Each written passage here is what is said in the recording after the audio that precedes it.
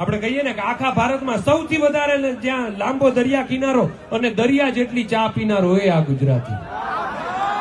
કે બોલી અહીંયાની કેવી તો કે સુરતી, પારસી, કચ્છી, મેહોણી અને કાઠિયાવાડી, અને આ જનતા દિલ ખોલીને જીવવા વાળી, અને નાસ્તાની ડીશ તો કે ગાંઠિયાવાડી.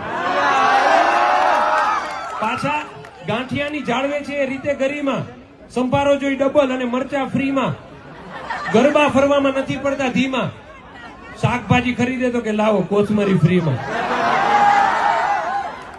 કે ડાકોરના ઠાકોર, સૌરાષ્ટ્રના મેળા, પાટણના પટોળા અને રાજકોટના પેડા, જામનગરના ઘૂઘરા અને સુરતની ઘારી, ભાવનગરના ગાંઠિયા આખા વિશ્વભર ભારી. વાંસળીના સૂર તો કે માધવપુર, હનુમાનજી બિરાજે સાળંગપુર, જોવો હોય જો તમારે ક્લીનેસ્ટ બીચ તો આવો અમારે શિવરાજપુર.